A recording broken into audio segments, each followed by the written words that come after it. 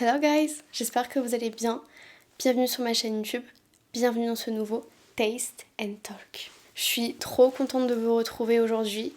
Je pense que vous avez un peu vu sur ma chaîne que j'essaie de vous proposer des sujets sympas, des vidéos posées sympas. Et franchement, je pense que c'est ce que j'aime le plus faire. Tout ce qui est vidéo, histoire paranormale, Taste and Talk, j'adore. Et aujourd'hui, j'ai envie d'aborder le sujet, de toute façon vous avez vu le titre, hein, c'est pas une surprise pour vous, mais j'ai envie de parler aujourd'hui du parcours scolaire et du parcours professionnel. Évidemment qu'on va parler de tout ça, mais j'ai vraiment envie de parler des points importants qu'on peut rencontrer dans la vie de tous les jours. Et il y a énormément de gens qui sont passés par là et qui passent par là. Donc je me suis dit, it's time, mais surtout ce par quoi on passe réellement. C'est-à-dire, évidemment, avant toute chose, je vous ai déjà dit, mais pour moi, dans du négatif, il y a du positif. Donc on n'est pas là pour dire qu'il y a que des choses mauvaises. Au contraire, juste, vous allez comprendre, puisque j'ai mis une story sur Instagram et j'ai demandé à mes abonnés de participer à cette vidéo en me racontant leur expérience, en me racontant ce par quoi ils sont passés, que ce soit de la réorientation, du burn-out, la dépression, potentiellement de l'harcèlement. Les questions qu'on se pose, en fait, qu'est-ce que j'ai envie de faire ? Je suis encore jeune, je sais pas ce que je veux faire. Que parfois les études se passent mal, le travail se passe mal, on trouve pas de stage, on est motivé mais on rencontre des gens dans le milieu professionnel qu'on aimerait être, mais que ces gens-là ne sont pas si professionnels que ça et donc du coup t'apprends mal. Il y a énormément de choses. Et même si sur YouTube je suis un tout petit être, je me dis si, imaginons, j'arrive à aider une personne, juste le fait qu'elle ait réussi à prendre la parole et dire du coup de sur quoi elle est passée et qu'elle se rende compte de ce qu'elle a fait et donc qu'elle puisse être fière ou il puisse être fier, ou qu'une personne passe par là et se dit ben moi je suis dans le même cas, ou alors peut-être qu'il se posait qu'il se posait des questions peut-être pas les bonnes, ou juste que tout simplement il a du mal à se renseigner, ou qu'il passe par Parcoursup, ça aussi on va en parler. Peut-être que ça pourra aussi le réconforter dans ses choix et surtout peut-être qu'il se dira mais je passe par là mais en fait ça va aller puisque les gens ont réussi à, oui certes, trouver leur futur métier mais aussi surtout passer au-dessus, on peut dire d'un burn-out, d'une dépression et tout ce qui s'ensuit. Voilà, donc encore une fois on ne parle pas que du négatif mais il faut aussi en parler puisque voilà, en France on a quand même de la chance de pouvoir étudier. Cependant, parfois on peut passer par des complications et du coup moi je veux absolument pouvoir en parler et que mes abonnés puissent aussi prendre la parole. Et moi aussi je vous parlerai un peu de mon parcours et pour qu'en fait tout le monde puisse être serein et sereine parce que c'est le jeu entre guillemets et même quand on est jeune on se dit ouais j'ai pas de chance mais en fait si vous saviez ça arrive à beaucoup de monde. Et parfois, disons que c'est mieux quand c'est plus dur, puisqu'au moins t'es fier au final de vraiment de ta réussite et de ton parcours. Sans plus tarder, nous allons passer au vif du sujet. Et it's time, c'est parti. Évidemment, je ne serais pas Faustine Pamela Jung sans mon petit caramel macchiato. Il fait 40 degrés. Non mais je vous le dis, il fait 40 degrés. C'est une catastrophe. J'ai extrêmement chaud. Je suis sur mon tapis. J'ai mis un petit top comme ça. Mais non, c'est pas possible. J'ai pris un café chaud. Vous allez me dire, mais t'es malade ? Oui. Oui, je suis malade. À la vôtre. Et s'il vous plaît, mettez une story avec votre boisson et votre grignotage. Si vous en avez pris ou pas. Et identifiez-moi et je vous repartagerai dans ma story, évidemment. J'ai pris ma tablette pour pouvoir lire ce que vous m'avez envoyé et j'ai aussi des vocaux à écouter. Donc on va d'abord commencer par tout ce qui est écrit. On terminera par une histoire ou en tout cas un témoignage d'une abonnée sous forme de vocal. Et j'ai extrêmement hâte qu'on puisse en parler parce que du coup j'ai lu en fait avant. Parce que je voulais en sélectionner quelques-unes et voir en fait parce que je voulais absolument partager des expériences et des témoignages qui sont différents puisque je sais que tout le monde ne choisit pas les mêmes études, tout le monde ne passe pas par les mêmes expériences et par les mêmes épreuves et donc je me dis ça pourrait être sympa D'autant plus qu'il y a des gens qui ont soit recommencé une année, qui ont redoublé, d'autres qui ont repris les études assez tard. Enfin, assez tard. En fait, pour moi, il n'y a pas d'âge de reprendre les études, mais je parle vraiment en temps normal. On va commencer par la première personne qui a participé. Donc ça, c'est une amie à moi qui, son plus grand rêve, c'était et c'est toujours d'actualité. Donc c'est une couturière qui a créé sa marque et du coup qui propose des créations uniques, faites main évidemment. Et donc du coup je vais vous expliquer ce par quoi elle est passée. Et surtout en la connaissant je vais pouvoir aussi un peu témoigner de ce qu'elle a déjà vécu et qu'il faut toujours croire en ses rêves, ça c'est le plus important. Donc elle a fait plusieurs écoles pour pouvoir étudier la mode, donc elle avait déjà fait un premier bac métier de la mode à Cannes. Elle a fait un BTS métier de la mode à Avignon et un bac plus 3 à Aix-en-Provence. Et durant ces 6 dernières années, donc elle a pu travailler dans plusieurs métiers du monde de la mode tels que le stylisme, le modélisme, la tapisserie d'ameublement, le pressing, le flocage, etc. Donc elle a lancé sa marque il y a un peu plus d'1 an, même bientôt 2 ans. Et elle a toujours eu un penchant pour la création, elle a toujours été passionnée par ça. Et surtout, ce qu'elle aimait faire quand elle était plus jeune, c'était utiliser des anciens matériaux, entre guillemets, tels que des draps, des nappes. Et c'est comme ça qu'elle a commencé des créations avec ce qu'elle avait chez elle. Et au fur et à mesure, elle a continué donc avec ce qu'elle pouvait trouver au marché, des nappes. Moi, j'ai vu quand elle avait acheté des nappes, des draps, etc. J'ai dit, mais c'est beau, enfin le tissu est beau, mais tu vas en faire quoi? Enfin, j'avais un peu de mal en fait à imaginer parce que du coup, moi je suis pas du tout dans la création de vêtements et tout, donc c'était compliqué. Et en fait, elle a fait des trucs incroyables. Et du coup, c'est parti de là. Et elle a toujours, même maintenant quand elle fait des défilés, etc., elle travaille toujours avec des draps, des trucs.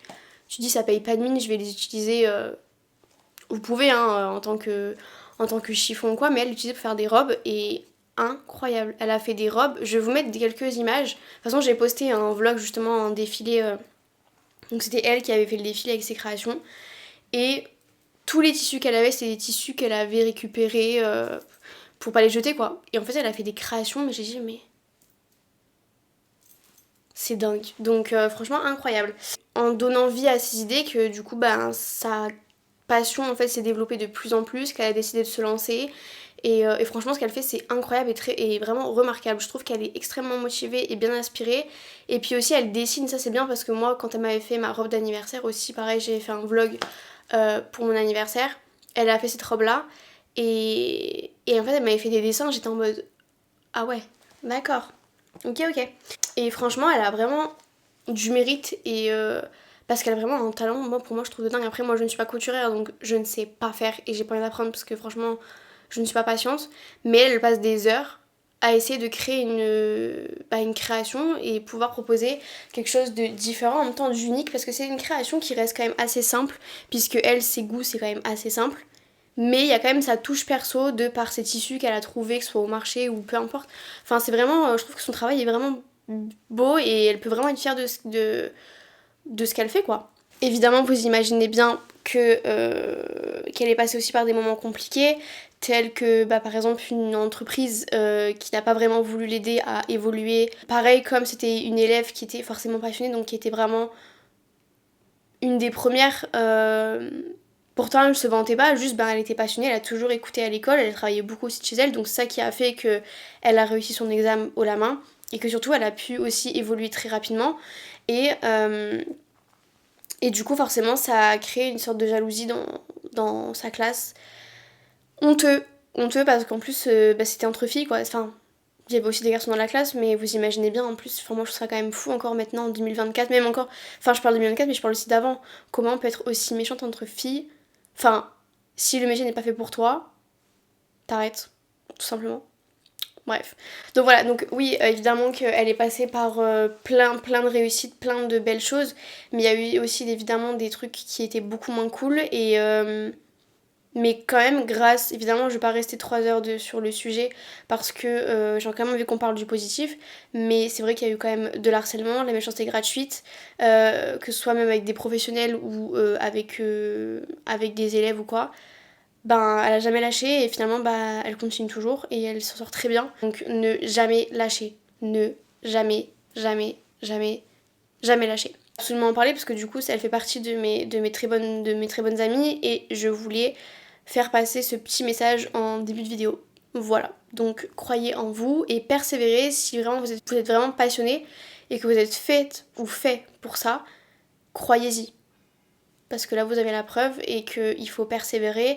Évidemment que tout se gagne pas comme ça, si c'est trop facile c'est que c'était pas fait pour vous. Pour moi j'ai toujours dit ça, si c'est trop facile comme ça, pour moi ça allait pas. Mais donnez-vous les moyens pour y arriver, vous allez voir, vous allez pas être déçus. Vous allez vraiment être fiers de ce que vous faites et de ce que vous êtes, surtout ça c'est le plus important. Chacun et chacune a sa propre réussite et c'est vraiment ce qu'il faut se dire, d'être fier de ce que vous faites et de ce que vous êtes, c'est le plus important. On va passer au prochain témoignage, donc très rapide. Donc c'est ma meilleure amie qui aimerait être psychologue. Donc pour commencer, plus précisément dans tout ce qui est psychanalyse et psychopathologie je crois. Tout à fait. Donc elle a fait un bac littéraire pour commencer. Elle a fait une licence de psychologie à Nice et un master de psychologie, donc psychanalyse et psychopathologie. Vous imaginez bien que c'est dur. Voilà, en fait j'aurais voulu trouver un mot un peu plus sympa, un peu plus accueillant, un truc qui va me donner envie, mais non. Du coup, depuis que je la connais, je sais que c'est dur. Évidemment qu'elle est passionnée, évidemment qu'elle travaille énormément, mais elle arrive quand même... Enfin, moi, je trouve qu'elle s'en sort bien. Après, par rapport à moi, par rapport à elle, je pense que j'aurais déjà lâché la rampe, premier degré. Je vous allez comprendre pourquoi. Mais évidemment, si moi, mes études, j'ai arrêté, c'est parce que, du coup, moi, ma seule passion, c'était YouTube, et j'ai pas forcément d'études pour être youtubeuse. Mais vous imaginez bien, en même temps, c'est un peu logique que si en psychologie, tout est trop simple, personne n'irait voir un psychologue. Personne n'irait voir un médecin. Personne n'irait se faire opérer. Psychologue, franchement, j'ai vu, je crois, une seule fois un psychologue. Voilà, c'était pas... Enfin, après, je pense qu'elle était vraiment en mode... c'est bientôt la retraite. C'est pas méchant, mais je sais très bien que pas tout le monde est comme ça.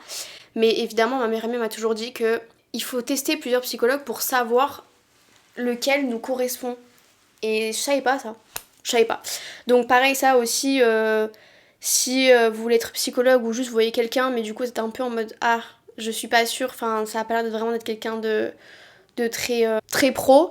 Il faut savoir que en fait, apparemment on peut essayer plusieurs quoi. Donc si jamais vous avez une même expérience, pareil, ça vous le savez. Maintenant vous le savez, on peut tester. Un petit crash test finalement, il faut prendre ça comme ça, mais voilà. Et ensuite elle m'a écrit quelques conseils qu'elle aurait pu vous donner. Et moi j'avais pensé en plus à le noter à sa place, mais du coup je suis grave contente qu'elle l'ait noté. Donc le premier c'est faites un max de stages. De toute façon je crois que c'est des heures qui sont imposées en fait. Mais faites un max de stages et surtout essayez de diversifier un peu, en fonction de votre projet pro, touchez à plusieurs trucs pour voir ce qui vous plaît, ce qui vous plaît pas. Et surtout je sais qu'elle écrit un mémoire, rapport de stage, etc.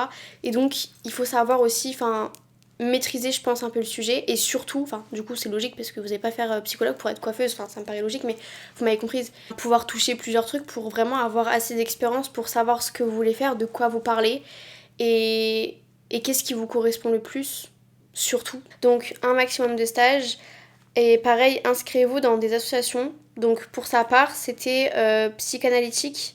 Mais il y en a plein d'autres aussi. Alors évidemment, je pense que je vous mettrai une liste en barre d'infos. Et ensuite, choisissez vos jobs d'été en lien avec votre projet pro. Donc pour moi, je trouve que c'est la meilleure, entre guillemets, parce que du coup, c'est ma meilleure pote. Donc je sais que c'est une bosseuse et je sais que c'est vraiment un exemple sur tout ça, quoi. Même si elle n'est pas encore psychologue. Elle a quand même l'expérience de pouvoir s'exprimer. Et c'est vraiment quelqu'un qui est très passionné et qui est très sérieuse à ce sujet. Donc le fait que je vous en parle, c'est pas genre quelqu'un que je connais pas qui me dit. Je sais très bien que elle gère tout ça et que c'est son métier de rêve, c'est ce qu'elle aime faire et elle bosse dur pour pouvoir y arriver. Donc je suis contente qu'elle participe à la vidéo parce que, encore une fois, c'est une preuve. Il faut s'acharner sur son travail déjà. On va passer au second témoignage. Pour faire rapide, un parcours, c'est pas vraiment qu'il est atypique, mais c'est un parcours. Elle a essayé un peu de savoir ce qu'elle voulait faire, mais c'est vrai que c'est un milieu un peu dans le domaine de la santé. Et donc du coup, elle était pas trop sûre, elle avait un peu peur, etc. Et donc on est passé de pharmacienne à dentiste à la diététique. Et du coup, elle va nous raconter un peu ce par quoi elle est passée. Et très intéressant, vous allez comprendre pourquoi. Déjà, il faut savoir que je voulais être de base pharmacienne ou dentiste. Mais la première année de médecine m'a fait hyper peur. Et un mois avant la fermeture de Parcoursup, j'ai dit c'est mort, je ne veux plus faire ça, sauf qu'il fallait que je me trouve autre chose. Point important, je savais que je voulais absolument travailler dans le domaine de la santé. Et en cherchant, j'ai vu que je pouvais partir en BTS diététique et je me suis dit pourquoi pas. Au pire, je fais la première année et si ça ne me plaît pas, je cherche autre chose. Du coup, hop, en septembre, je me retrouve en BTS diététique. Alors là, la révélation, j'adore la diététique. J'adore mes études et je passe ma première année haut la main malgré le confinement. La deuxième année a été un peu plus compliquée car il faut savoir que pour être diète, c'est 2 ans voire 3 ans en France. Mais c'est en moyenne 5 ans dans les autres pays, donc c'est très concentré. Mais au final, je passe l'examen final, la soutenance, en septembre. Et hop, en octobre, je suis diplômée. Je suis diététicienne. Bravo! Par la suite, en attendant de trouver un emploi, j'ai fait une L1 de psycho. Et après un an de recherche, j'ai eu un remplacement d'1 mois et demi dans un hôpital. Et la veille de mon dernier jour, j'ai eu l'appel d'une association pour faire un remplacement d'1 mois. Puis ça a débouché sur un CDD de 3 mois, puis d'1 an. Et maintenant, je suis en CDI dans cette association et j'adore ce que je fais. Ça, c'est trop motivant, genre. Bon, évidemment, moi, le domaine de la santé, ça me parle pas trop. Enfin, voilà quoi. Mais moi, je trouve que Parcoursup, c'est une catastrophe. Pas traumatisée parce que pour moi, je savais très bien que j'allais passer. Mais en même temps, je me dis, c'est tellement pas. Je vous expliquerai pourquoi après quand je parlerai de moi. Mais bon. Mais du coup, je suis grave contente pour toi parce que finalement, bah, bon, t'as hésité. Après, en vrai, il y a rien qui t'empêche si jamais tu veux. Même si j'imagine que non, puisque du coup, t'as trouvé ta voie. Mais je suis grave contente parce que tu vois, tu t'es écouté, tu dis écoute, ça, je pense. Non, je me sens pas de le faire. Viens, je fais ça, j'essaye et je vois. Et en fait, t'as osé, t'as tenté et en fait t'as trouvé ce que tu voulais faire et c'est trop bien. Et tu vois, ça c'est bien parce qu'il y a beaucoup de gens, en vrai moi je sais pas comment j'aurais réagi, mais il y a beaucoup de gens parfois qui ne veulent pas forcément travailler que 1 mois parce qu'ils veulent absolument trouver un CDI, machin machin. Et en fait le fait que t'aies signé pour 1 mois, enfin 1 mois et demi, après 3 mois, après 1 an et enfin un CDI, c'est trop une bonne nouvelle. Et d'ailleurs, en plus, je me rappelle parce que tu m'as envoyé un message pour me dire que tu avais signé pour ton CDI. Donc, félicitations, franchement, c'est trop bien. Tu peux être fière et grave être contente de ce que tu fais et de ce que tu es. Puisque du coup, t'as eu peur et finalement, t'as quand même dit bah vas-y, je fais ça. Et en fait, haut la main, ça s'est bien passé. Donc, c'est une très bonne nouvelle. Et en vrai, oui, je sais que ça a dû être très dur en fait. Les études, surtout dans la santé, évidemment c'est un peu logique puisque c'est la santé et encore heureux, mais je sais que mentalement et tout c'est très compliqué et franchement bah t'as réussi haut la main et tu peux être fière. Donc ça c'est un très bon témoignage, je suis grave contente. Dans le domaine de la santé, il y a quand même énormément de métiers, j'allais dire plus simple, non. Mais disons que bah, si tu vas être chirurgien, mais je pense qu'il faut vraiment être accroché mentalement, psychologiquement, enfin tout, tu vois. Enfin bref, donc c'est une très bonne chose. Donc on peut l'applaudir. Tu peux être vraiment fière de toi. On va passer au prochain témoignage. Donc le prochain témoignage, c'est une jeune femme qui a eu un parcours scolaire un peu compliqué, qui a été une très bonne élève, qui a toujours été une bonne élève, mais qui a eu un peu d'harcèlement, une baisse de motivation, une baisse de confiance en soi. L'anxiété est arrivée. Elle a essayé de trouver ce qu'elle voulait faire et c'était un peu compliqué pour elle. Il y a des choses qu'elle voulait faire mais qu'elle a été refusée, donc elle a dû partir d'un truc qu'elle aimait pas. Donc en fait c'est un peu un exemple pour moi qui est... Et en fait je trouve qu'elle regroupe un peu tout ce que je voulais aborder, c'est-à-dire burn-out ou dépression, Parcoursup, être accepté ou non dans une école, l'harcèlement, l'anxiété, la perte de motivation, les moqueries, enfin tout ça. Et surtout, travailler dans une entreprise où en fait on te traite très mal, d'autant plus qu'elle était mineure. Et je voulais absolument en parler parce que oui, le parcours pro, parcours scolaire, c'est important d'en parler, mais soit on passe par des stages, soit il faut qu'on travaille à côté. Et du coup, forcément, il y a toujours...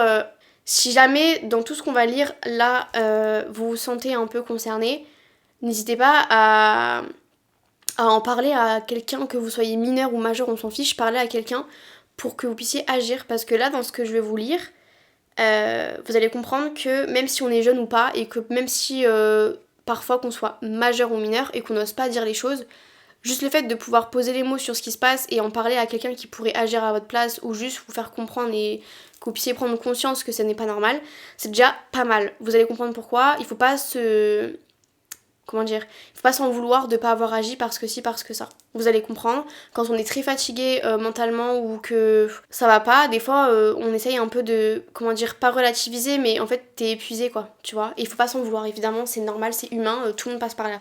Mais je voulais absolument faire cette petite parenthèse, puisque vous allez comprendre pourquoi je vous parle de ça. Coucou Faustine, j'espère que tu vas bien, je t'écris pour te raconter mon parcours scolaire. Du coup, j'ai eu un parcours scolaire normal. J'ai toujours été la première dans la classe jusqu'en seconde. Quand j'étais au collège, j'étais tellement impatiente de rentrer en seconde générale car je pensais que les mentalités seraient différentes.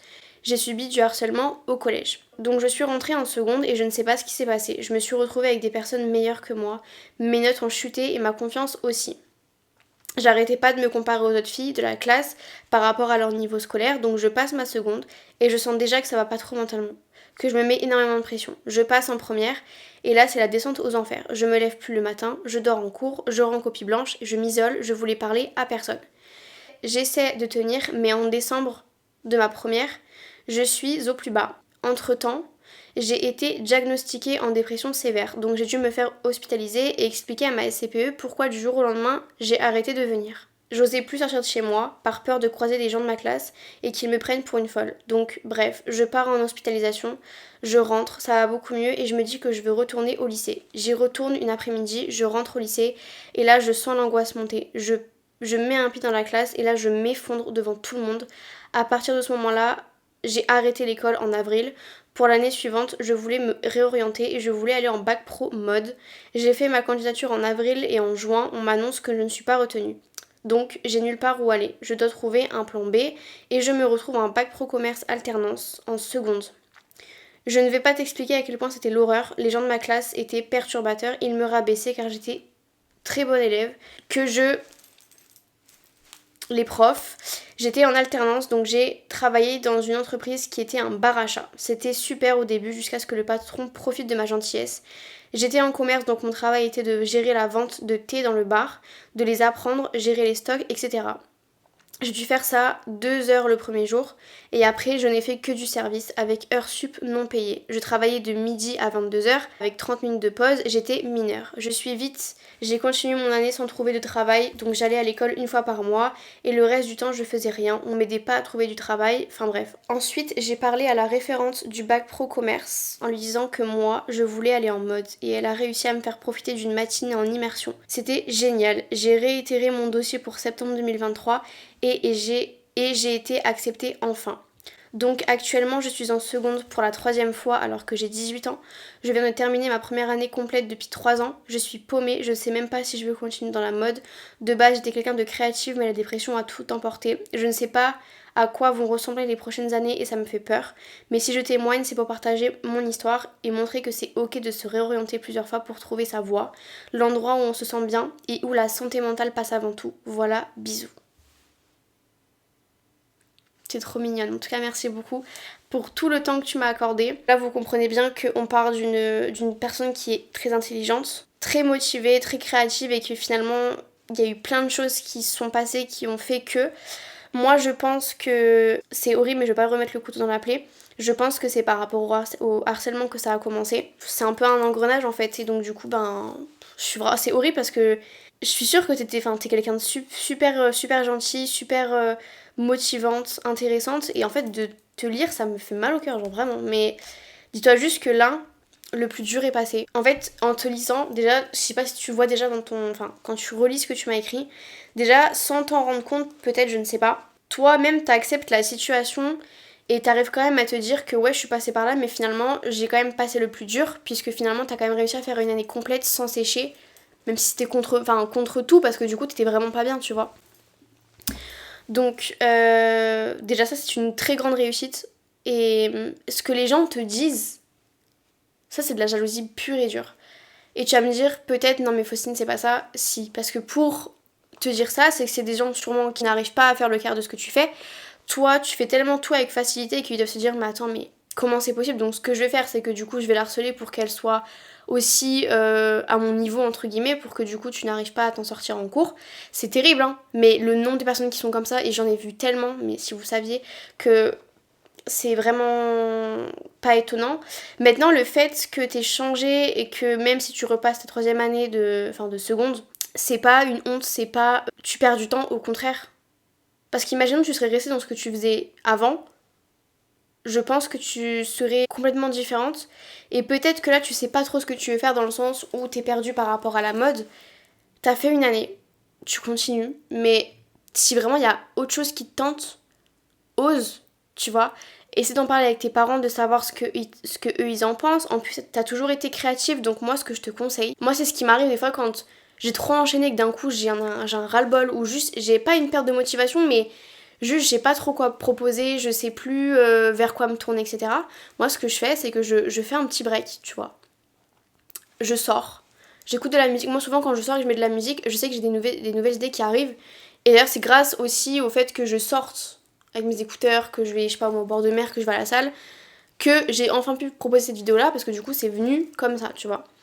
Moi ce que je te conseille, je sais pas si tu dessines, mais par exemple tu pourrais dessiner, je sais pas si tu fais de la musique, je sais pas si... Je pense que t'es plutôt dans la mode, continue dans ça, essaye de regarder des documentaires sur ça, essaye de regarder des créateurs qui sont passés par des moments très compliqués, et tu vois en fait, on dirait que la vie est super belle et que machin, mais quand tu vois ce par quoi ils sont passés, tu te rends compte que chacun et chacune ont, entre guillemets, pas le même parcours, mais ils ont tous aussi eu un début compliqué, tu vois.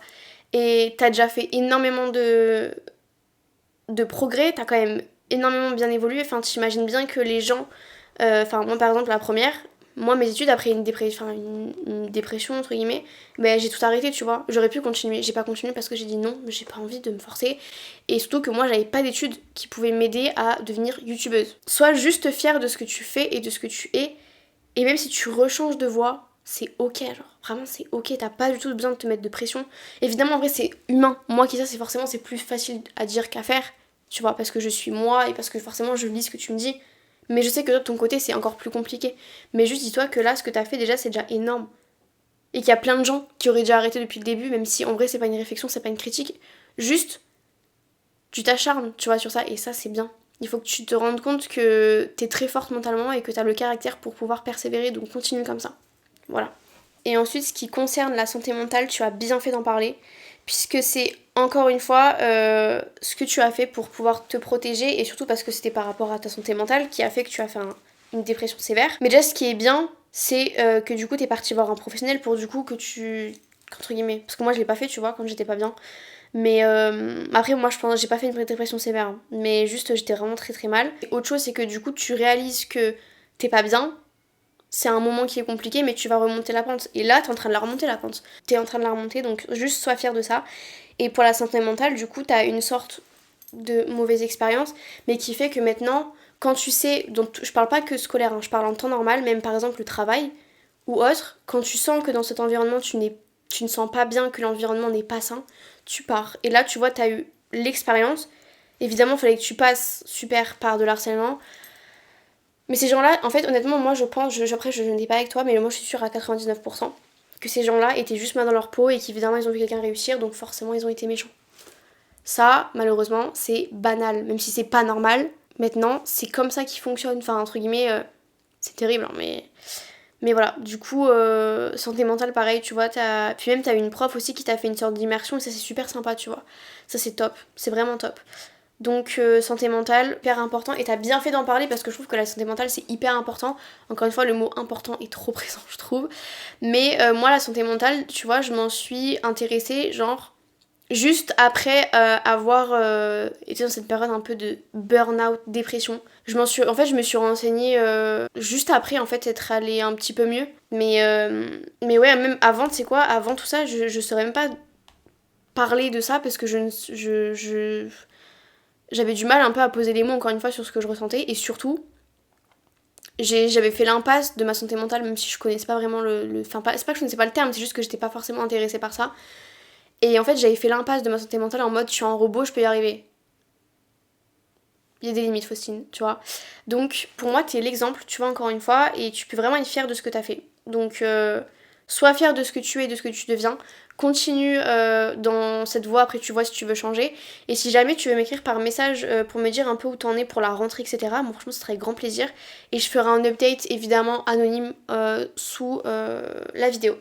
Donc encore une fois, merci beaucoup. Franchement, je suis grave contente que les gens participent à ma vidéo parce que vous voyez, les parcours sont pas toujours faciles, mais en fait, bah, vous pouvez vraiment être fiers de ce que vous faites et de ce que vous êtes, quoi. C'est trop. Enfin, même si évidemment, j'ai pas envie de dire que dans chaque expérience, il y a toujours du négatif, mais vous voyez, vous allez toujours ressortir plus forte. C'est un peu triste, mais en même temps, ça, pour moi, c'est une fierté, genre. Pour moi, c'est clairement une fierté. Après, je sais qu'on n'a pas toutes les mêmes façons de voir les choses, donc je le sais. Je peux comprendre. Nous allons passer à la prochaine personne. Et j'ai trop hâte de vous le lire. Donc ça, c'est une jeune femme qui nous parle un peu de son parcours. Elle sait pas trop quoi faire, mais en même temps, elle est un peu plus attirée par tout ce qui est relations clients, le marketing, la gestion des réseaux, etc. Et la communication. Et surtout par rapport à la galère de trouver une alternance. Et ça, c'est important aussi d'en parler parce que nous, on parle des stages. Évidemment que les stages, c'est un peu plus compliqué, mais l'alternance... Vous allez comprendre parce que je trouve ce qu'elle dit c'est vrai. Et alors moi personnellement j'ai pas été touchée par ça. J'ai beaucoup vu d'exemples que ce soit genre des copines à moi ou des proches ou des connaissances qui m'ont parlé un peu de leur recherche d'alternance, etc. Et très compliqué puisque les recruteurs ont énormément du mal à comprendre ce que c'est l'alternance et pourquoi on n'a pas d'expérience. Voilà, bref. Je vous laisse avec la suite. Suite à mes années de collège, je me suis rendu compte que les devoirs, le soir, etc. me saoulaient. Je me suis donc orientée vers un bac pro commerce. Avec ce bac pro, j'ai pu effectuer différents stages en boutique de prêt-à-porter, dont un que j'ai fait en Irlande, très sympa. Et je me suis rendu compte que grâce à ces stages, la relation client me plaisait. J'ai donc poursuivi mes études avec un BTS NDRC, donc négociation, digitalisation de la relation client. En initial, j'ai également effectué différentes périodes de stage avec des thématiques différentes telles que la prospection, l'organisation d'un événement, VDI, animation d'un point de vente, etc. J'ai kiffé mes stages. Suite à mon BTS, je me suis orientée dans la communication et le marketing, mais cette fois-ci en alternance dans une start-up. Ce n'est pas facile de trouver une alternance quand on n'a aucune expérience dans ce domaine, mais la plupart des entreprises veulent des jeunes déjà formés, ils n'ont pas compris le but de l'alternance. Tout à fait. J'occupe donc le poste Community Manager. J'adore les missions que j'effectue, création de contenu, réalisation des descriptions et des posts, effectuer un planning éditorial, analyse des posts, etc. Et comme je suis dans une petite entreprise, j'ai pu réaliser d'autres tâches comme organiser des événements, faire de la prospection, etc. Actuellement, je ne sais toujours pas ce que je veux faire plus tard, mais la com me plaît. Pour les conseils, j'ai effectué un salon de l'orientation à Saint-Raphaël où j'avais fait des tests qui montraient que j'étais dans la bonne orientation. Mais ça peut aider si une personne est perdue pour s'orienter. Pour l'alternance et les cours, le meilleur conseil c'est l'organisation. Organiser ses journées sur l'agenda par exemple. C'est ce que je fais pour pouvoir gérer entre vie pro, perso, les cours, on peut vite s'y perdre sinon. Pour le salon, il y en a tous les ans et c'est le top. Et même si on sait à peu près ce qu'on veut faire, ça peut réconforter notre choix. Et de mémoire, c'était gratuit les tests et tu peux en faire plusieurs. Et on peut parler avec des professionnels, ce qui est cool pour nous faire découvrir de nouvelles orientations. Très important, très sympa. Donc pareil, très important pour tout ce qui est conseil. Le salon de l'orientation, il y en a partout dans chaque ville, je pense. Je crois que c'est avant de faire des choix à Parcoursup en fait. Mais et surtout je trouve que c'est motivant, même si en vrai moi j'avais déjà fait des salons d'orientation intéressant, mais moi en fait avec mon projet, parce que en vrai ce qui se rapproche le plus ça aurait pu être le montage vidéo, ça aurait pu être la communication, mais c'était pas YouTube. Et moi, ce que je veux, c'est YouTube. Donc c'était plus compliqué pour moi, mais là, comme c'est plus de la communication, enfin, community manager, etc., moi, je trouve que le community manager, c'est trop un métier, j'adore. Et en fait, par rapport à ce que tu m'as écrit, c'est vrai que t'es plus focus sur la digitalisation, la relation client, community manager, la communication et le marketing. Et je pense que t'as trouvé ta voie. Et pareil pour l'organisation, parce que vous savez que l'alternance, les cours, la vie perso, quand tu dois faire des heures sup, quand t'es en BTS ou autre, que t'es en alternance, il faut vraiment être organisé, il faut vraiment être accroché, que l'étude soit cool, enfin, soit dure ou pas.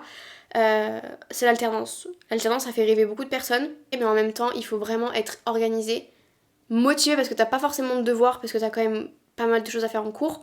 Mais moi, ce que je peux vous conseiller aussi, en fait, c'est pour tous les cours, hein, mais l'alternance, vous n'avez pas forcément beaucoup de devoirs, en tout cas pour ma part, j'en ai pas beaucoup, mais il faut vraiment travailler en cours, puisque le jour où vous aurez des trucs à rendre, si c'est pas fait, genre. Donc il faut absolument que quand vous allez en alternance, être absolument motivé, organisé, et n'allez pas en cours pour juste aller en cours. Il y a beaucoup d'entreprises qui ont vraiment du mal à comprendre que en tant que future alternante ou alternant, en fait on est là pour apprendre. Et donc souvent ils nous demandent d'avoir des compétences ou des expériences, mais je dis mais en fait si je suis étudiante c'est pour apprendre.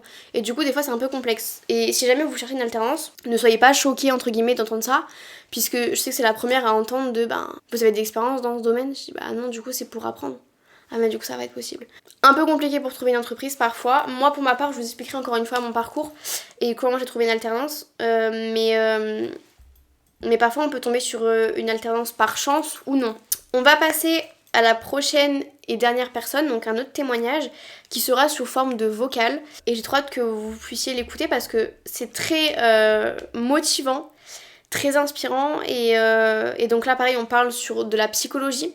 Mais en fait je l'ai choisi en plus puisque du coup c'était des vocaux. Et surtout, pas que les vocaux, surtout que c'est un exemple en termes de motivation, d'inspiration, que ce soit au niveau de son parcours, sur la persévérance. Bref, je vais mettre les vocaux sur mon téléphone et on va tout écouter et vous allez voir, franchement, c'est hyper inspirant et hyper motivant. Et que même si vous avez une baisse de motivation, croyez en vous. Hello, je sais pas si c'est un peu tard pour t'envoyer le parcours professionnel.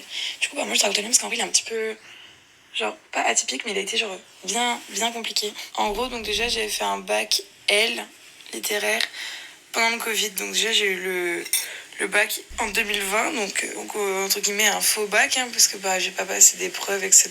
Enfin voilà, moi mes profs nous avaient totalement laissé tomber, sauf le prof d'espagnol, donc voilà quoi. Donc j'ai eu le bac, mais pas très mérité.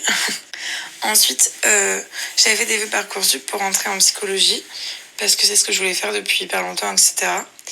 Et j'avais postulé dans plein de facs en France, genre 5-6.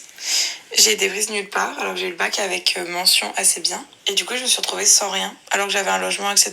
Enfin, j'avais trouvé un logement pour Amiens et tout, pour partir de mon petit village, etc. Donc ça, c'était genre en juin 2020, au moment des résultats.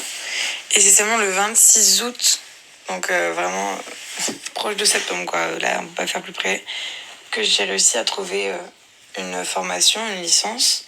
Donc je suis rentrée en sciences humaines et sociales, en spécialisation en sciences de l'éducation. Donc du coup, j'ai fait ma rentrée là-bas, etc.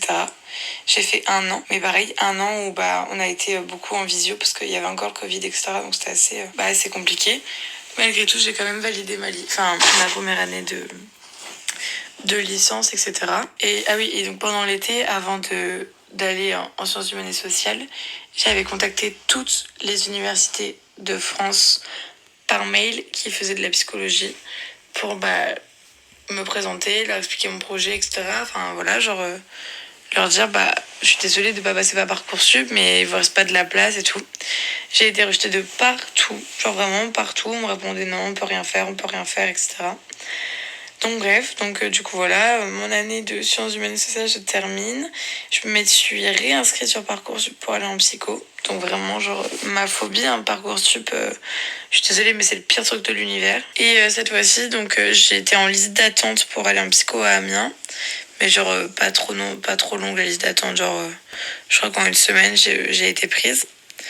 Donc du coup, après, j'ai fait une première année de psychologie qui s'est très très mal passée parce que j'ai eu énormément d'événements personnels qui ont fait que j'ai même pas eu la moyenne en première année. J'avais 10 matières à rattraper, genre chose qui est énorme. Genre j'étais à 9 quelque chose, mais en fait à chaque fois mes moyennes c'était 9,5, 9 ou tu vois, enfin que des trucs comme ça. Donc en fait j'avais 10 matières à rattraper.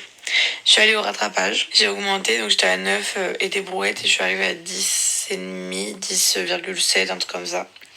Donc du coup, je suis passée en deuxième année. En deuxième année, ça a été un peu l'année pour rattraper toute la connerie. Enfin, c'était pas de la connerie parce que j'y suis pour rien pour mes notes de première année. Enfin, pour le coup, c'était des événements très traumatisants, etc.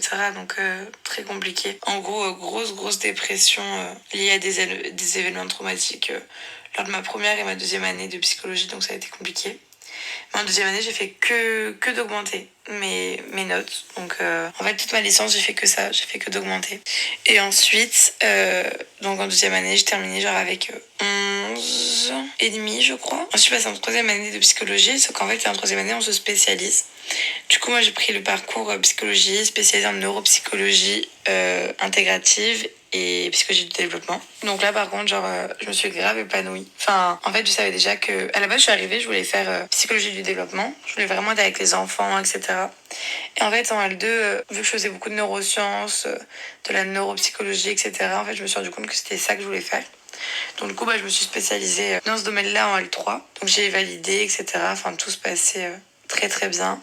J'ai eu la chance de réaliser 4 stages en 1 an. Donc c'est énorme. Enfin voilà, on se rend pas compte. Mais en vrai, déjà trouver un stage c'est compliqué. Mais 4, c'était vraiment pas mal. Donc bon, j'en ai fait à l'hôpital, j'en ai fait dans un institut médical. J'en ai fait avec des profs. Enfin voilà, j'ai fait vraiment pas mal de choses. Donc j'ai un petit peu touché à tout, etc. Donc c'était trop trop chouette. Donc ensuite, le gros point noir, c'est que même si on a notre licence de psycho, on n'a pas forcément de master. Parce qu'en fait, il faut savoir que les chiffres nationaux, il y a 2-3 ans, c'est 15 000 étudiants en psychologie pour 5 000 places en master. Donc ça fait 10 000 qui se retrouvent sans rien en fait. Il faut savoir que la licence, entre guillemets, elle vaut rien parce qu'on n'a pas de titre, on n'a rien en fait. Il faut faire 5 ans pour avoir le diplôme et être reconnu par l'État. Donc en fait, si on n'a pas sa licence, en gros, on peut aller en master de RH, pour être prof, on peut à la rigueur faire EduxP, enfin voilà. Mais bon, c'est pas du tout pareil, quoi. Et du coup, j'ai candidaté à mon master, donc ça c'était en février, donc de cette année. Et c'était très très difficile. Enfin, en fait, les universités se rendent pas compte, mais chaque université à laquelle on postule, donc en fait, on rentre nos données, les bulletins, on rentre nos vœux, etc. Genre un peu comme Parcoursup. Sauf qu'après, donc si par exemple, j'ai postulé à Nice, et ben ils me demandaient de tout remettre à la main, de calculer mes moyennes de telle et telle matière, est-ce que j'ai eu ce cours-là, enfin bref, que des trucs comme ça. Donc déjà en fait quand tu remplis ça, tu sais que tu seras pas pris parce qu'il y a des matières qui sont pas enseignées dans mon université mais qui peuvent être enseignées ailleurs. Donc des fois on va dire qu'il y a une présélection déjà énorme au moment de remplir les trucs. Et moi ça, du coup, mon master, ça m'a créé beaucoup beaucoup beaucoup d'angoisse. Donc en fait j'avais énormément de mal à aller sur la plateforme. En fait, donc c'est mon copain qui a vraiment quasiment tout fait. Enfin, il m'a énormément aidé. Parce que je pleurais beaucoup tellement je stressais. Parce que, moi, je savais que si j'avais pas de master, j'avais pas de réel plan B. Ou du moins, pendant 1 an, en gros, j'allais me retrouver sans rien, sans université, sans bourse. Parce que je suis une étudiante boursière. Donc si je suis plus inscrite, j'avais plus de bourse.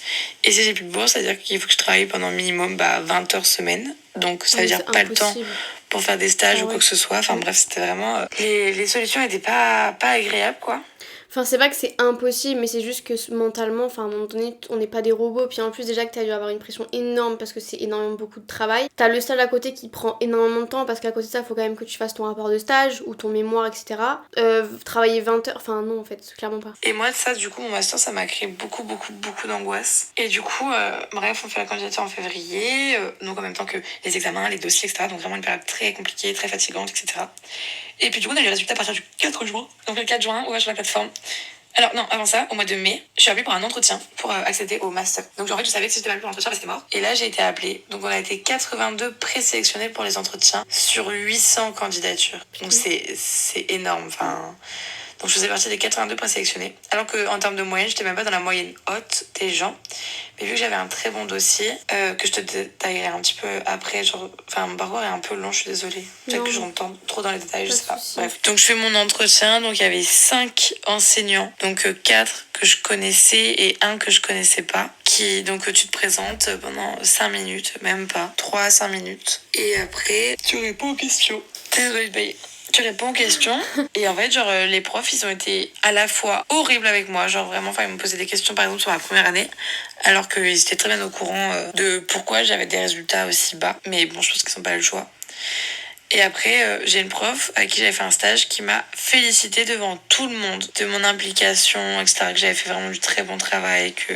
Voilà. Donc du coup, peut-être qu'elle a un peu sauvé les meubles ou peut-être que c'est mes réponses face à des questions parce qu'ils ont quand même été un peu durs avec moi. C'est-à-dire qu'ils ont été jusqu'à me dire qu'ils avaient des doutes sur mes capacités d'apprentissage. Moi, j'ai tout de suite... réussi à répondre, expliquer que oui, peut-être que j'avais des lacunes et que c'était compliqué, sauf qu'en fait on peut pas nier que j'ai fait que d'augmenter mes notes parce que j'ai beaucoup plus travaillé, que j'ai changé de technique de travail, que je sais où sont mes lacunes et elles augmentent. Par exemple, genre en première année, t'as des stats, j'étais à 6 et en troisième année, j'étais à 13,5. Tu vois, ils peuvent pas nier que j'ai fait des efforts. Enfin, voilà, j'ai bossé pour, donc j'ai un peu essayé de dire, mais les gars, genre comment vous pouvez douter de moi? Genre ça se voit quoi. Donc bref, le 4 juin, on a les résultats et en fait je suis 10e en liste d'attente. Oh, ça va. Il faut savoir que donc, sur les 82 présélectionnés, il n'y en a que 20 qui seront pris. Et donc du coup je suis 10e en liste d'attente, mais en soi genre c'est comme si j'étais 30e. Parce que du coup bah, les 20 premiers entre guillemets sont pris et moi je suis 10 derrière. Donc en fait je suis 30e sur les 82, mais bah, vu que les 20 sont entre guillemets pris, les 20 premiers bah, je suis 10e. Donc il fallait que j'espère que 10 personnes refusent ce vœu. Et j'ai attendu, donc c'était un mardi. Et le lundi d'après, je me connecte sur la plateforme et là je vois que j'ai ma place. C'était énorme. Mon copain il a eu plus de réactions que moi. Enfin vraiment il a sauté du lit. Enfin je dormais quasiment pas. Ça faisait une semaine que je dormais pas, que je mangeais pas tellement j'étais stressée. Enfin c'est vraiment notre avenir quoi qu'on met en jeu sur ce genre de moment. Donc c'est hyper stressant quoi. Et bref, donc du coup bah je suis prise en master 1 de psychologie, neuropsychologie clinique et intégrative. Donc, comment dire que j'ai hyper hâte d'y aller. Donc, en fait, là, le déroulé, ça va être donc 2 ans de master où je vais avoir donc 600 heures au total à faire sur les 2 ans avec donc des mémoires, des TER à faire, etc. Et toujours des cours. Donc, en fait, ça va me faire 1 semaine de cours, 3 semaines de stage, etc., etc. Je suis bien plus proche de mon rêve d'être psychologue spécialisée en neuropsychologie que le début de mes études, en fait. Donc, c'est plutôt incroyable. Et au final, je me dis que même si j'ai eu un parcours un peu genre avec beaucoup d'obstacles, bah j'ai réussi, enfin je suis peut-être pas encore diplômée mais déjà j'ai réussi à avoir ma place. Ouais. Et ça c'est énorme. Enfin c'est vrai. C'est vraiment, je sais pas comment dire, mais enfin par exemple dans tous mes potes j'ai aucune personne qui a été prise quoi. L'année prochaine j'ai aucun de mes copains, enfin j'ai des camarades de classe, c'était pas des copains quoi, genre mes camarades de classe de cette année, je sais qu'il y en a qui ont été pris. Je crois qu'en neuropsy avec moi on doit être 3 de ma classe, donc c'est vraiment très très peu. Putain, ouais, c'est clair. Et donc du coup il faut savoir qu'en parallèle de mes études, donc je travaille au service de santé étudiant. Donc en fait on fait de la prévention, de la sensibilisation sur la santé, etc. auprès de tous les étudiants de l'université où je suis. On fait sous forme de stand, sur les réseaux sociaux, etc. J'ai également travaillé aussi pour mon université pour présenter la licence aux étudiants lors d'un forum de l'étudiant justement. J'ai créé une association. J'ai créé une association avec mon copain et un ami et d'autres personnes après qui sont devenues donc des membres du conseil d'administration et des bénévoles. Et donc tout ça de cette année en fait, en plus de mes stages, en plus des devoirs et tout. Donc voilà, on a monté une association, c'est plutôt énorme d'avoir fait ça. C'est clair que c'est énorme. On s'est énormément battu pour avoir un local en fixe en fait, parce que les stands éphémères c'était bien beau parce qu'on n'avait pas cours. Mais à la rentrée, ça serait pas possible en fait. Et on a réussi à obtenir un local dans l'une des plus grandes universités d'Amiens. Parce qu'en fait, à Amiens, il y a différents pôles. Il y en a à Amiens, Creil, Soissons, Beauvais, etc. Et à Amiens, il y en a 6 ou 7. Et on est dans un des plus grands pôles où ça regroupe quasiment 3000 étudiants à l'année. Trop bien. Donc génial. Bref, enfin voilà. Et puis à côté de ça, je fais partie d'autres associations musicales. Enfin, je suis très très engagée, donc vraiment j'avais un dossier qui était... Je sais pas du coup si j'aurais le parcours le plus intéressant ou quoi. Si. Je ne me vexerai absolument pas si je ne suis pas dans ta vidéo. Mais... C'est pas grave. Mais en tout cas, je trouvais ça chouette de partager ce genre d'expérience parce que s'il y a des étudiants en psychologie qui regardent tes vidéos, bah faut pas qu'ils se découragent, il faut... Enfin voilà, faut s'accrocher, il faut y aller, faut... Si c'est vraiment ça que tu veux faire, enfin pour moi, voilà, tu t'en donnes les moyens et il y a toujours moyen d'y arriver quoi. Faut pas se laisser abattre et voilà quoi, donc s'il y a des futurs étudiants en psycho, faut leur souhaiter bon courage parce que c'est vraiment la merde. Voilà, donc on a écouté une quinzaine de vocaux. Très important pour moi de partager ce grand témoignage. Donc vous avez compris, franchement, quand je vous dis que dans le négatif, il y a toujours du positif, en tout cas on arrive toujours à trouver du positif à la fin d'une certaine mauvaise expérience et surtout quand on regarde Parcoursup. Donc en fait vraiment je baisse mon chapeau à toutes celles et ceux qui sont passés par là et qui ont persévéré quoi. Tu peux être extrêmement fier de ce que tu es et de ce que tu fais et de ce que tu deviens et ce que tu vas devenir parce que franchement comme tu dis en 1 an tout ce que t'as fait c'est énorme. Et en plus quand tu me dis que ton parcours c'est pas le plus intéressant, excusez-moi madame mais si exactement ça l'est. Enfin en fait tous vos parcours sont hyper intéressants et à la fois j'ai envie de te dire aussi atypiques pour certaines puisque du coup il y a eu des changements, des machins et tout.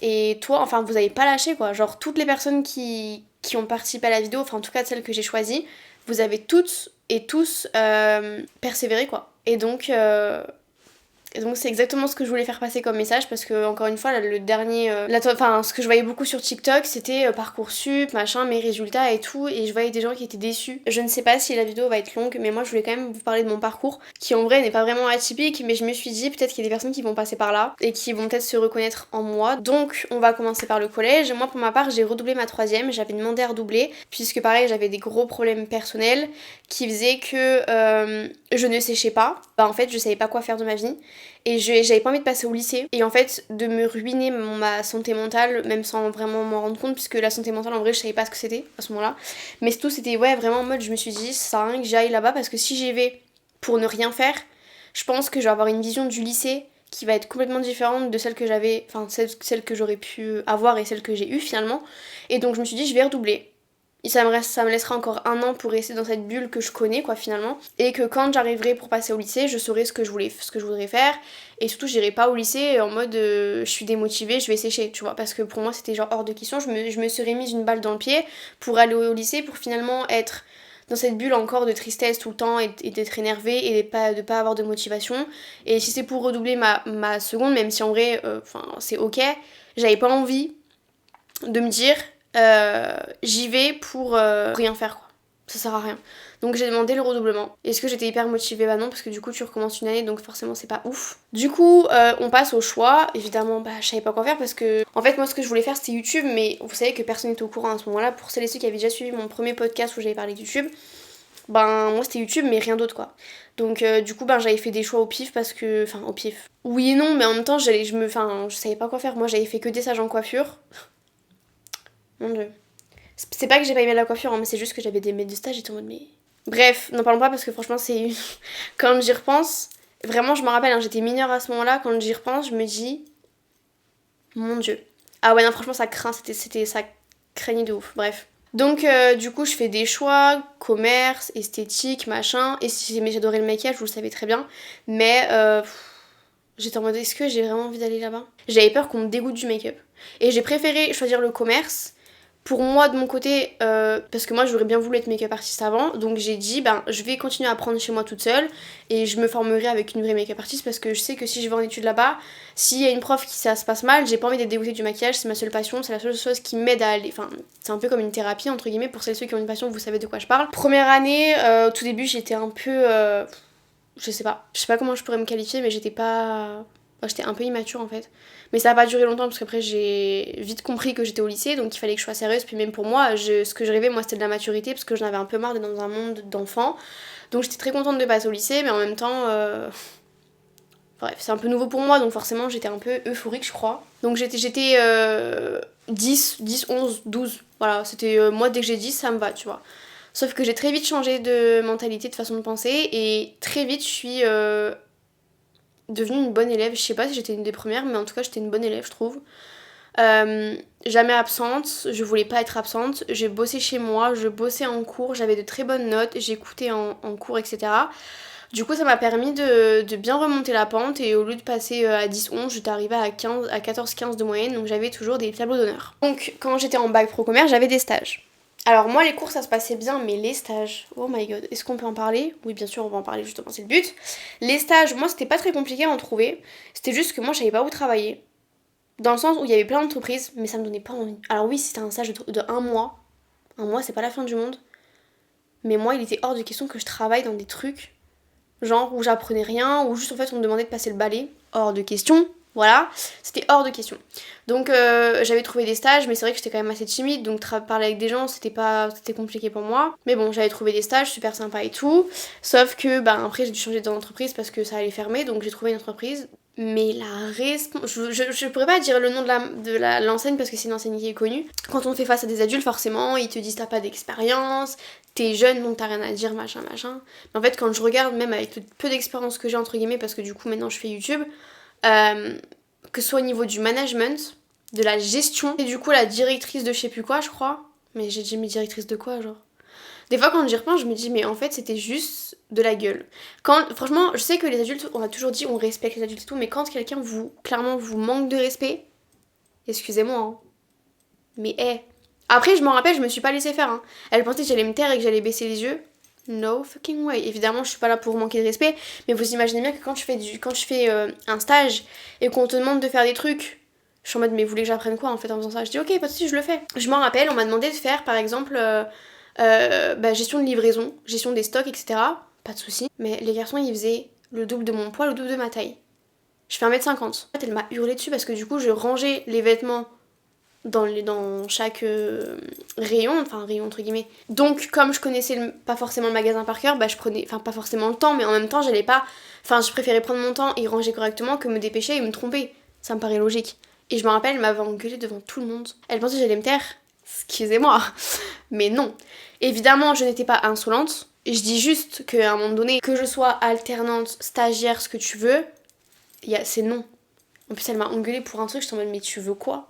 Et évidemment, le message, c'est pas de répondre et de manquer de respect. Je dis juste qu'il y a un moment donné, c'est pas genre tu dis oui madame. Moi j'explique et je dis écoutez, déjà non seulement vous allez pas me crier devant tout le monde parce qu'en plus il y a aucune raison. Vous voyez bien que déjà j'ai fait un travail de 3 salariés, je suis une demi-salariée, je suis 1m50 et à un moment donné il va falloir se calmer, tu vois. Évidemment tous les stages ne sont pas catastrophiques. J'en avais parlé avec ma prof de pro à ce moment-là, mais elle m'a dit je comprends mais en même temps, c'est juste le dernier stage après il y a le Covid donc à ce moment-là les stages c'était pas sûr quoi. Bah elle m'a dit soit tu changes mais là en vrai il te reste prends sur toi et tu verras à la fin ça va bien se passer. Et en fait j'ai pris sur moi en mode bonjour machin, j'étais en mode good vibes, plus égale plus. Lycée terminé, je valide mon bac, très gros problème personnel donc très compliqué mentalement. Et mon bac, je l'ai eu en vrai haut la main, non, parce qu'en vrai j'aurais pu avoir une meilleure note, mais bon. Et donc après, je me suis dit je vais continuer mes études. Sauf que le problème c'est qu'il y avait le Covid. Et à ce moment-là, c'était le vaccin, c'était machin, et moi je savais pas trop quoi faire, je savais pas parce que je me suis dit j'ai envie de partir, je voulais faire un peu mes études dans le luxe, et j'avais trouvé une alternance chez Chanel, je me suis dit why not?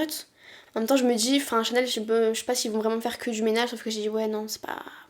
Après c'est plus sur le moment, peut-être que tu commenceras par des trucs un peu basiques, mais... Et en fait j'ai bien fait parce que quand j'ai vu les confinements, j'ai vu les machins, je me suis dit mon dieu, parce que je me dis en vrai ça aurait pu être une galère, et en plus t'imagines, forcément j'y vais en train. Donc j'ai trouvé une alternance aussi, mais l'alternance on va en parler rapidement. Moi je cherchais un travail l'été. Donc moi j'ai travaillé un peu à la mairie et après j'ai travaillé dans l'hôtellerie-restauration. Et moi mon patron m'avait demandé du coup, mon ancien directeur m'avait dit machin, du coup tu fais quoi? Donc moi je lui explique mon projet, machin, je travaille là, mais il faut que je trouve une alternance, donc j'ai mon école. Donc si je trouve une alternance, je devrais quitter le poste pour faire ça. Finalement on a eu des heures de rendez-vous, des heures d'appel et finalement il m'a prise en alternance. Donc moi j'étais du coup en réception.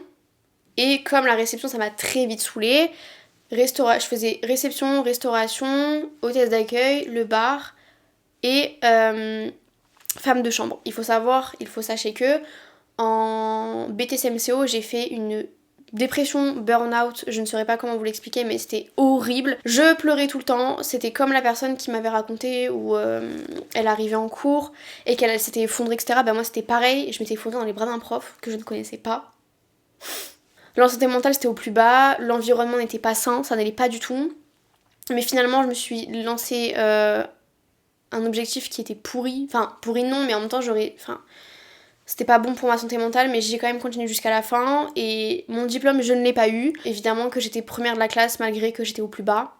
Mais j'avais quand même des profs qui m'avaient un peu épaulée. Donc j'ai continué jusqu'à la fin, je suis allée aux épreuves.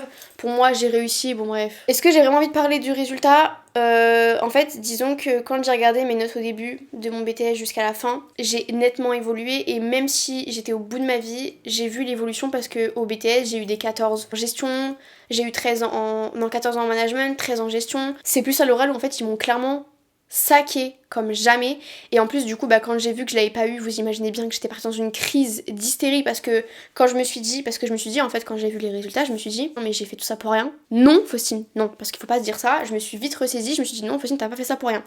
Donc j'ai demandé à avoir les corrections. Enfin franchement quand j'ai vu la correction j'ai dit c'est une blague, j'ai envie de rigoler. Et j'ai envie de pleurer en même temps, mais plus pleurer de rire parce que c'est extrêmement marrant. Quand j'ai vu que ça tenait qu'à ça, la correction c'était quoi? C'était qu'il y avait trop de papier. Donc ma santé mentale a été jouée sur des morceaux de papier. Bref, en vrai, il n'y a pas tout le contexte parce que en vrai, ça serait trop long de vous raconter. Dès que j'ai eu les résultats, évidemment, c'était au bout de ma vie, mais en même temps, j'en avais un peu rien à faire parce que je ne voulais plus continuer, je voulais faire YouTube.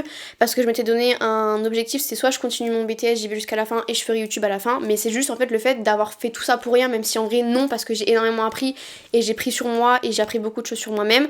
Donc je suis fière d'être arrivée jusqu'à la fin. Cependant, j'étais vraiment dégoûtée des résultats, mais en même temps fière parce que j'ai vu que mon travail a payé et que malgré que j'ai eu des résultats médiocres, ces euros là, alors que pour moi c'était clairement bien, pas parfait mais bien, et pour moi j'ai quand même eu le niveau large, parce qu'en même temps vu ce que j'ai fait en BTS, excusez-moi mais je l'ai fait au lycée, donc si j'ai eu mon bac j'aurais pu avoir le BTS, bref c'est pas grave.